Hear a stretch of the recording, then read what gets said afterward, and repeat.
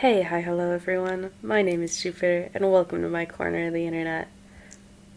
Folks, we have done it.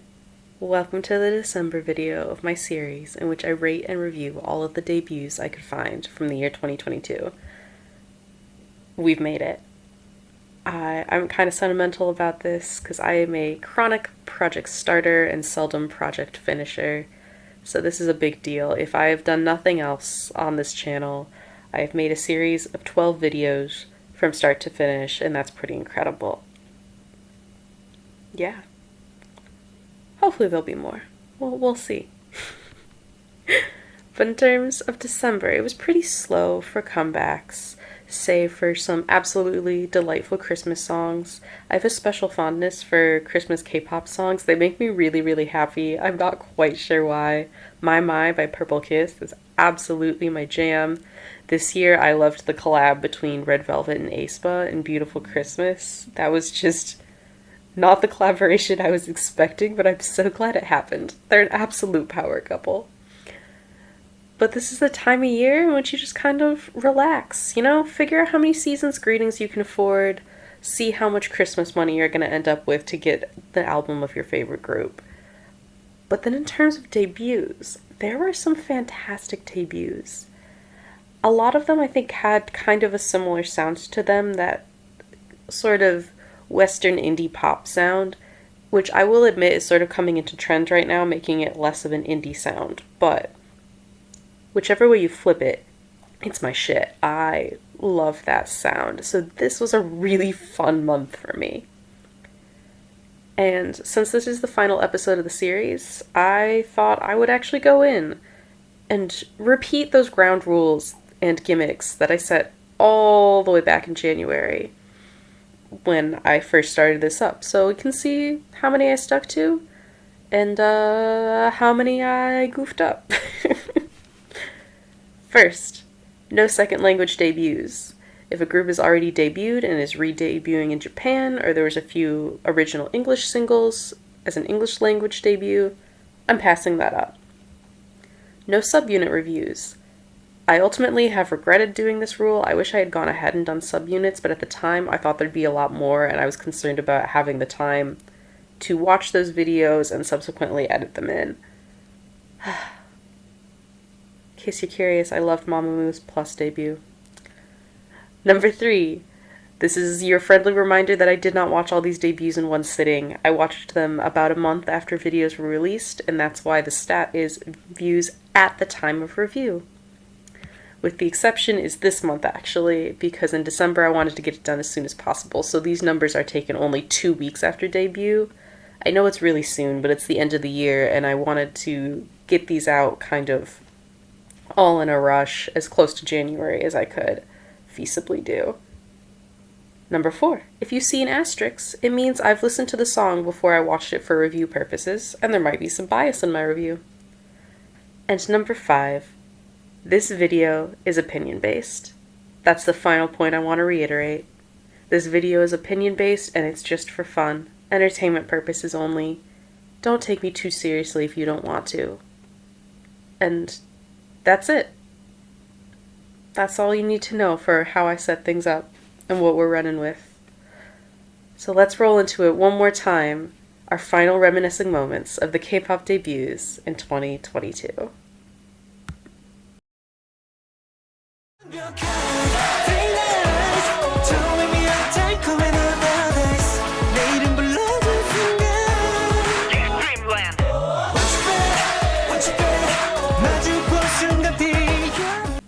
XEED, Dreamland.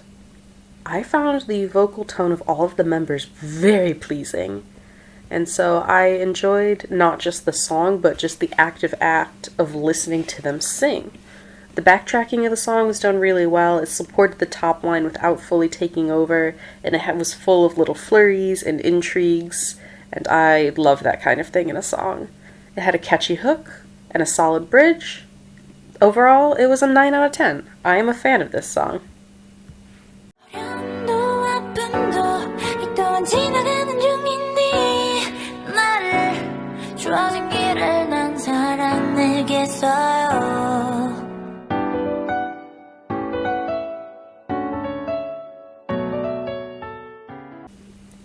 Cheonghae, Dear My. This was a really short song, and the outro is super sudden as well. I love the pep in the piano, and it moves through the song. The bridge was composed of her scatting, which was an unexpected turn, and I could get into it. All in all, it's a very sweet song. I don't think it made me fall in love with it during its runtime, though. It could have used another verse, maybe something with a final chorus type of appeal. Being loud and bombastic wouldn't fit the styling of this song, but it would have been nice to have a verse where she just shows off or lets it out in one way or another. 5 out of 10 in total, though she did do the lyrics and production for the song, and I wanted to show that off, because I think that's pretty cool.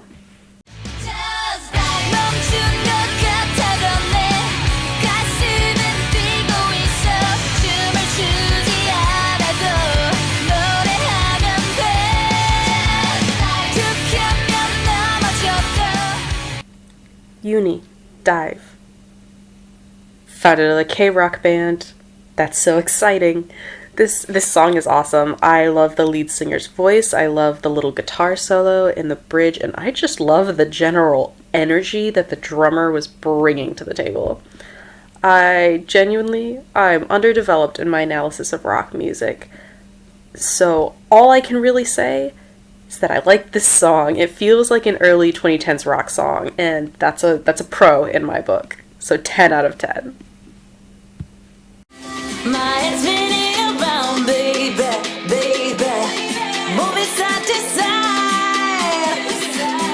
You got me up and down, baby, baby. So be sure to make you mine. No. Hwarang, Make You Mine. I think part of why I really got into this song was that I was so genuinely not prepared to love it. It's an all-English indie pop kind of sound. There's a hint of a gruff guitar line that gives it almost an indie rock feel, and the singer's voice, at risk of being sacrilegious, has a tonal color that reminds me of Florence and the Machine.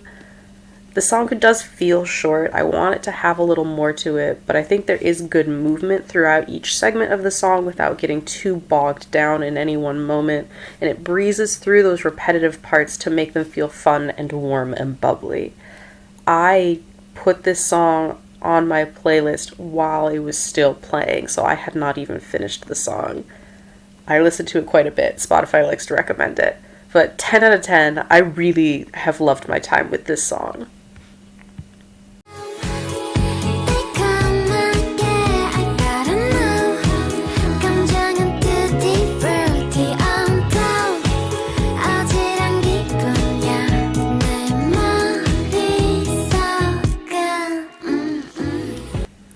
Soha, Sweet and Sour.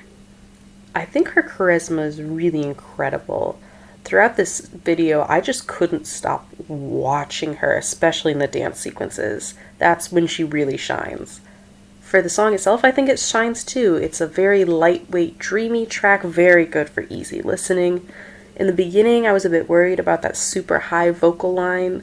I was worried it was going to bother me, but I was bought into it by the end of the song. I was able to kind of let that go. It is a high and whispery vocal style, which I can appreciate in a song, but I do wish there was just more substance to her voice. It does make me curious if she's released more music, if this was a single or if it was a full EP. But to see if that's just the tone of this song or if that's her normal vocal quality. All in all, I think this song is a good find. I'd be happy to listen to it again. In my books, it's going down as an 8, and it's... I don't know what that was. It's going down as an 8 out of 10.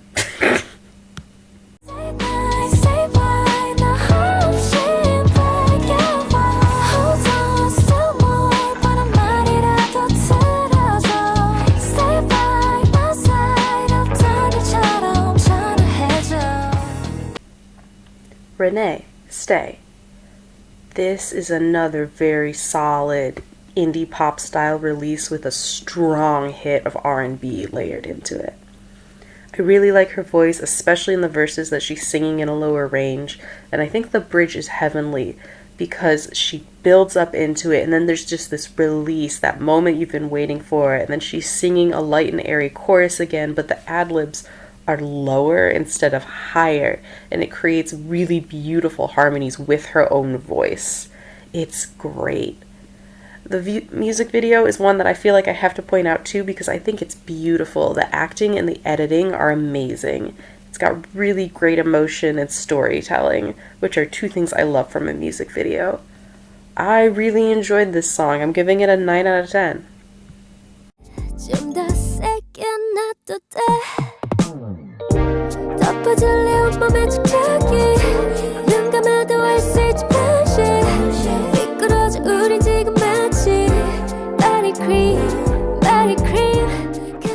Yabbi, Body Cream.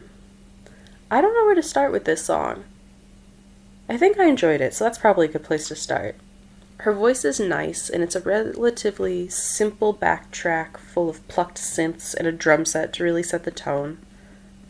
I think part of it is I'm just a little stunned by the just sensual nature of the song, because that sort of thing feels very taboo in K-pop. It normally has to be very vague and under layers and layers upon layers of innuendo.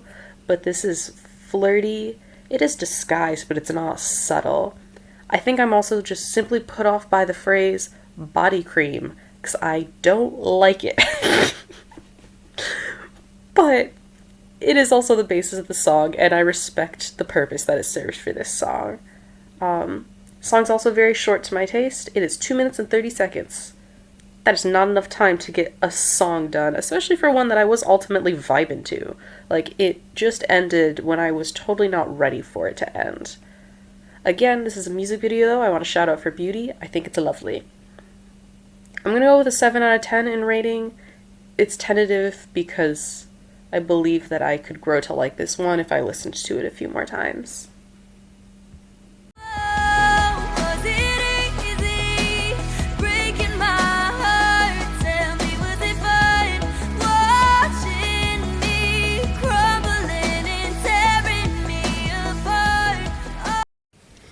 Denise, Me Before You. So, I find myself torn between what I want to rate this song with, because, so here's the thing, and it's going to sound really blunt, but this song is not interesting. It's a raspy guitar pop breakup song that follows the pop song structure to a T, and it has some nice rhymes and verses that don't feel long enough, and a chorus that is shouldering the entire weight of this song. But on the other hand, I like it. Because around every corner that I say the song is bland, I am also nodding my head along to the rhythm. I enjoy her voice, and I like the bridge. I also like that the bridge and the outro blend into one another, though I think it blends into each other a little too well, because it was kind of sudden when the outro hit after that final chorus. But I also respect that this song has an outro after the vocals are done and doesn't just drop off. So I don't know where I stand with this one. I think I'm going to go ahead and choose the lower end of the scale for now, with just kind of the verbal warning that this song has a lot of potential for me to rate it higher. 6 out of 10. And that's it, for December at least, for the last month of the year. I'm going to keep repeating that because I just don't have a better way to explain how relaxed I am by that fact.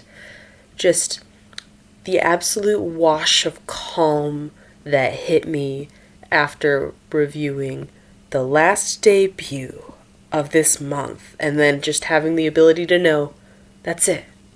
I can do it all again next year if I want to. In fact, I would love to do this all again next year, but this year, it's done. But anyway, let's do it. Let's jump into the month recap section and summarize it all. So, like I said before, this month was full of more niche, small company debuts, indie debuts to the K-pop scene, and there was 8 artists who were bold enough to come in to the end of the year swinging. And of those 8 debuted artists, there were for once 0 girl groups. Pretty sure that's a first.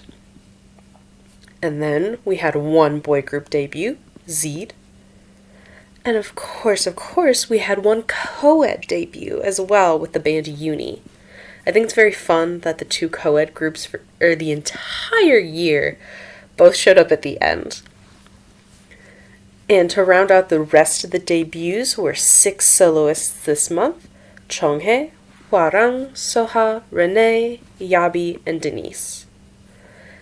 The most viewed video out of our Nugu crew was XEED, reaching over 1 million views when I saw the music video. Very impressive when you consider I really only gave it 2 weeks' time and they came out of nowhere. The least viewed video was Hwarang with less than 200 views. And considering how much I love this song, that's a crime. But the fact that I enjoyed it so much is totally reflected in the ranking of the month. Hwarang shares the top spot along with Uni, another K-rock band. Like I said last month, it's just my 2 music personalities. And finally, we had our least preferred song in the month was Cheonghae. And the month average was a stunning 8.0. We did it, folks. We actually beat July's monstrous average and really just squeaked it in 2. I didn't think it was going to happen, but we did. I'm so impressed. And now, since we are in December, speaking of those month averages, let's take a final look at them. So as I said before, July was finally dethroned as the highest month average, and really just scraping by with 1/10 of a difference here. In comparison to the others, it also feels important to note that both July and December had pretty small sample sizes. They're not the only small sample sizes out of all of the months, but that could be a contributor to why their numbers and averages were just so high. Or just banger debuts. February remains the lowest of the bunch by a pretty strong margin. I know NMIX debuted in February, but looking back, I cannot remember any other debuts, so that's probably a big sign as to why February is so low. And now, I am ready to present to you something that I am very excited about. The culmination of all of these debuts that we have been poking through. I would like to present to you the year recap. That's right, folks, I did in fact prepare a year recap. I considered not doing it because it would be a lot of work, but I did it anyway because I was so desperately curious. So the stats that I pulled together are going to be a little different than I did from each of the months. It's going to go a little more in depth, but I think they're fun and it feels like a fitting end. So, this year, we covered 114 K-pop debuts in 2022. Averaging about 9 to 10 debuts a month. Out of all of those debuts, there were 31 girl groups and 17 boy groups. I think those numbers speak really intensely when people talk about the oversaturation of the girl group market. It's almost double the amount of girl groups that debuted. There's a finite amount of money and attention people are capable of giving to the groups they support, but companies keep upping the supply even though the demand is finite. It's really telling to me. And then, of course, how could I forget our 2 co-ed group debuts this month? Both of them were rock bands. This means the remaining 64 debuts were soloists, also stacked towards female idols, with 45 female soloists debuting. Ooh, that should not have been as much of a tongue twister as it was. Oof. And 19 male soloists. Also, 20 of those soloists were active in groups when they made their debut. Looking into music video count, for the least viewed video when I conducted the review, again, this was about a month after release, was Hwarang's Make You Mine. However, I don't think I'm going to count that because that data was taken at 2 weeks, so it's not fair scoring. So the second lowest was Yesul's Because I'm Bad at Love, way back in February. And then turning to our most viewed video as time of review, it was Les Seraphim's Fearless. Within a month of its being posted, that video reached about 90 million views. And I think that's a hard number to conceptualize. It's amazing. I'm sure it contributed to some of those. Great song. If we'd like to go back to May to hear me talk about it, loved Fearless. And so another stat that I've been keeping track of this whole time is that take it with a grain of salt asterisks that I've been putting in, debuts that I watched before. So out of all of 114 debuts, I watched 27 of them ahead of time, and those songs had an average ranking of 7.44. And then that leaves the other 87 debuts. Those were songs that I heard for the first time when I'm writing the review, and all of those songs averaged about 6.72. Again, there's a large sample size difference here, but I think it shows a difference in the songs that I sought out to listen to the first time or were better publicized, so I listened to them, versus the ones that I found later. So the previewed videos have an average above the general year, and those first time viewed videos actually have an average below the general average. And of course, as I'm discussing that, it's now time to come to the final stat of the series, the final stat of the year. My average ranking for every debut that I found this year is 6.99. And that feels right. I think it matches my prediction pretty well of how I rate things. I mostly like the things I hear. And that, folks, 12 months and 43 pages of script later, is the end. I don't know what I can say that hasn't already been said, and it's too late to say that I will wrap things up quick. So, thank you for coming on this journey with me. I hope you had nearly as much fun as I did. I have ideas for more videos to come, though I have no idea when they will be up. The plan is just to make things when I have time to make things, and it is fun to make them. I want this to be a fun project here on this channel. So the best way to find me again, if you're interested, is to subscribe. I'm currently trying to map out how I would do a huge list ranking of the entire discography of some of my alts.